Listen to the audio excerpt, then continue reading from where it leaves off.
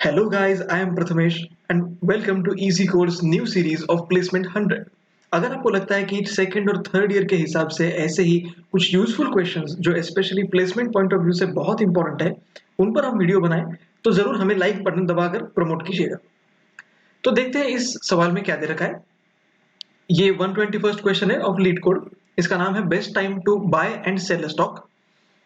दरअसल इस सवाल में हमें एक एरे दिया गया है जिसमें अलग अलग डेज पर एक शेयर की प्राइसेस दी हुई है and we are allowed to do only one transaction और उस वन ट्रांजैक्शन के जरिए हमें मैक्सिमम प्रॉफिट कितना हो सकता है ये हमें इस सवाल से बताना है। तो before moving directly to the question, let's understand a few concepts about share market first. तो जैसा कि आप लोग देख सकते हैं यहाँ पर मैंने एक रैंडम सा कोई स्टॉक का रिपोर्ट उठा रखा है। ये रिलायंस का स्टॉक है and this is its price from maybe April 2021 to September 2021। तो मान लो हमें ये पहले से पता है कि स्टॉक की प्राइस कब कब ऊपर जाने वाली है और कब नीचे जाने वाली है। अब हमें ये करना है bye knowing all these details हमें ये पता लगाना है कि मैक्सिमम प्रॉफिट अब तक का कब हो सकता था। तो स्टार्ट करते हैं अपना एरे जो जिस तरीके से होगा वो कुछ ऐसा होगा इस डायरेक्शन में। तो हमें कैसे मूव करना पड़ेगा, सबसे पहले हम ये देखेंगे कि मान लो मुझे यहाँ पर कहीं पर स्टॉक को बेचना है यहाँ पर सो दैट मुझे मैक्सिमम प्रॉफिट हो। तो तो मैक्सिमम प्रॉफिट मुझे कितना हो सकता है, तो वो कैसे पता चलेगा कि उससे पहले इस इंटरवल से पहले स्टॉक की मिनिमम प्राइस जो भी रही होगी वहां पर अगर मैंने खरीद लिया होता और आज इसे बेच देता तो मेरा प्रॉफिट जो है वो मैक्सिमाइज हो जाता। थोड़ा सा आगे का एग्जांपल अगर हम कंसिडर करें तो मान लो यहाँ पर अगर मुझे यहाँ पर स्टॉक को बेचकर मैक्सिमम प्रॉफिट कमाना है तो मुझे खरीदना कहाँ चाहिए था, इससे पहले का लीस्ट नोन प्राइस जो कहां पर दिख रहा है आपको, कुछ यहां पर मान लेते हैं ये सबसे लीस्ट है। तो यहां पर इस स्टॉक को अगर मैंने बाय कर लिया होता और अगर इस पॉइंट पर मैं सेल करता तो इस पॉइंट पर का सबसे ज्यादा प्रॉफिट मुझे हो सकता था। तो इसके लिए मुझे किस किस चीज की जरूरत पड़ी, सबसे पहले उस इंटरवल की जहां पर मैं स्टॉक को बेचना चाहता हूं और उस पर्टिकुलर प्राइस की जो उस टाइम पीरियड से पहले मिनिमम थी। इसका मतलब यहां मैं बेचना चाहता था तो इससे पहले की मिनिमम प्राइस यहां थी, तो यहां मुझे अगर मैं यहां खरीद लिया होता और यहां पर बेचता तो मुझे प्रॉफिट मैक्सिमाइज होता। अब हम अपने सवाल पर एक बार फिर से चलते हैं। ये रहा हमारा सवाल। तो अगर आप इस पर एक बार गौर करें तो यहां पर भी कुछ ऐसा ही दे रखा है। ये एक एरे है 7 1 5 3 6 एंड 4।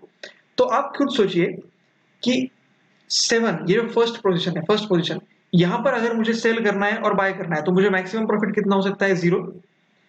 अगर मैं यहां पर सेल करना चाहूं तो इससे पहले तो कोई इससे कम प्राइस है ही नहीं, तो मुझे यहां पर प्रॉफिट जो है वो हो ही नहीं सकता। अगर मैं 7 पर खरीद भी लूं तो मुझे 6 रुपए का नुकसान हो जाएगा।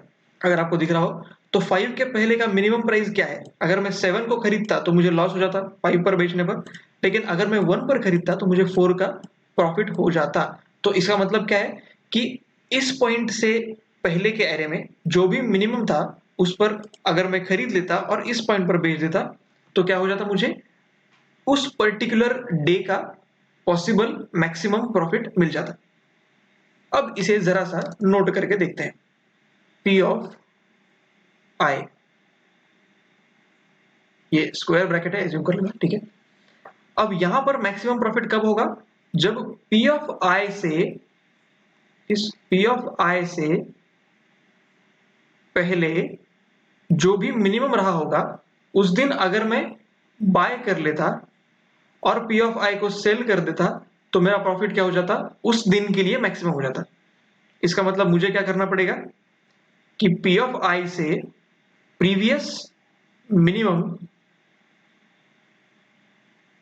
सब्ट्रैक्ट करना पड़ेगा ताकि मुझे क्या मिले, करंट मैक्स। ये करंट मैक्स है।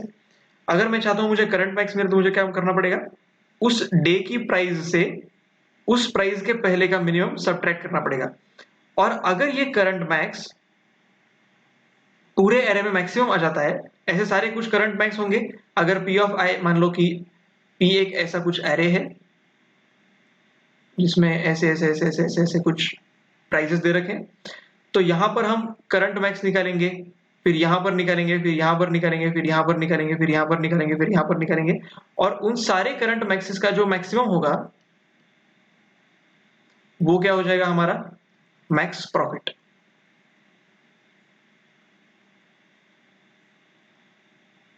हो जाएगा हमारा मैक्स प्रॉफिट। तो अब इसे देखते हैं एल्गोरिदम में कैसे करेंगे। तो आई होप आपको कोड दिख रहा होगा। तो सबसे पहले हमें क्या करना है कि हम ये जैसा हमने पहले डिसाइड किया था कि सबसे पहले हम मैक्स प्रॉफिट जो हमें निकालना है उसे इनिशियलाइज कर लेते हैं। Max underscore let's say profit, उसे हम इनिशियलाइज करेंगे 0 पर। इंडेंटेशन एक बार सही कर लेंगे, ठीक है। ये हो गया हमारा मैक्स प्रॉफिट। उसके बाद क्योंकि हमें अब तक का मिनिमम निकालना है उस हर प्राइस पर, पहले हम ट्रैवर्स, एक काम करता हूँ मैं ट्रैवर्सर लिख लेता हूँ। Let's say L is equal to length of prices, क्योंकि प्राइसेस का एरे हमें आर्गुमेंट में दे रखा है। अब हम यहाँ पर एक फॉर लूप लगाएंगे for i in range L, और यहाँ पर हमें क्या चेक करना पड़ेगा वो हम देखते हैं। पहले उसे डिक्लेयर करते हैं, ठीक है। तो अब तक का मैक्स जो है उसे मैं यहाँ पर कहूंगा लेट्स से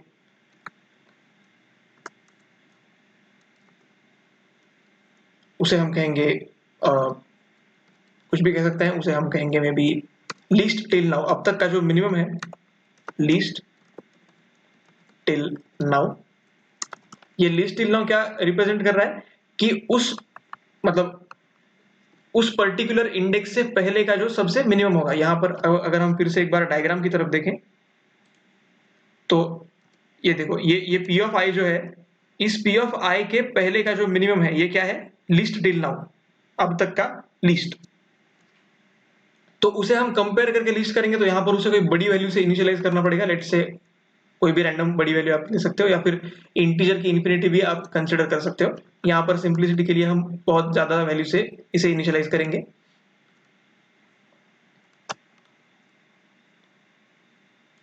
हाँ, तो आपको दिख रहा होगा। तो इसे इनिशियलाइज करने के बाद हम ये चेक करेंगे कि इफ प्राइसेस एरे का ith index is less than least till now,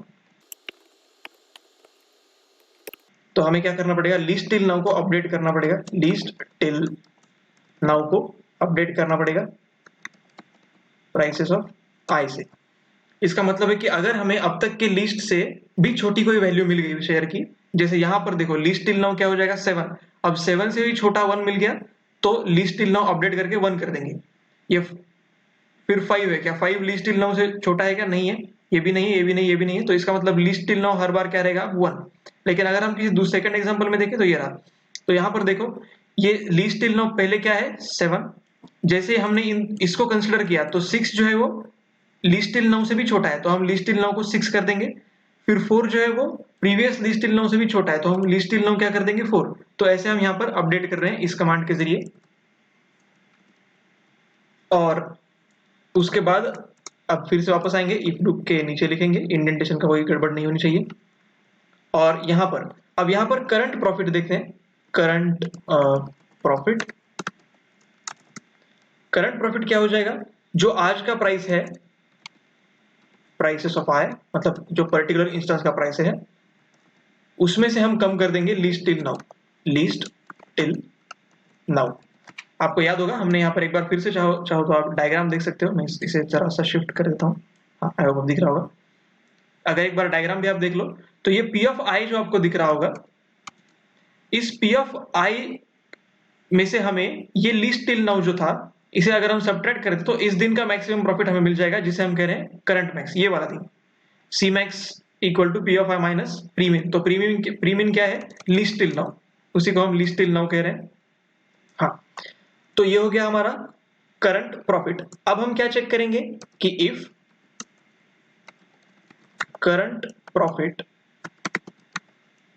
is greater than max profit, जो अब तक का मैक्स प्रॉफिट है उससे अगर करंट प्रॉफिट बड़ा हो गया तो हम अपडेट कर देंगे मैक्स प्रॉफिट को और कहेंगे max profit is equal to current profit,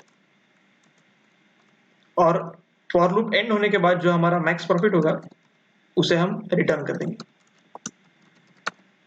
इसे अगर हम एक बार ट्राई रन करके देखें तो समझेंगे कि सबसे पहले हम क्या कर रहे हैं, करंट प्रॉफिट फाइंड करना है, तो उसके लिए हमें उससे पहले का लीस्ट प्राइस पता होना चाहिए। तो मान लो हम यहां पर है, तो इससे पीछे का लीस्ट प्राइस क्या है 1, वो हमें पता था।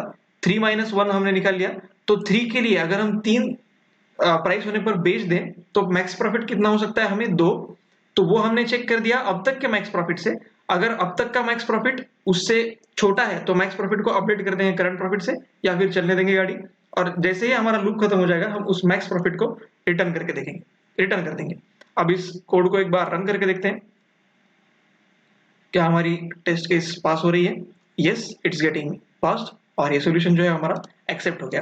तो अगर आपको लगता है कि ऐसे जरा से ज्यादा डिफिकल्टी वाले क्वेश्चंस हम आपके लिए लेकर आए तो जरूर हमें लाइक कीजिए और हमारा मनोबल बढ़ाइए, हमें प्रोत्साहित कीजिए। Thank you.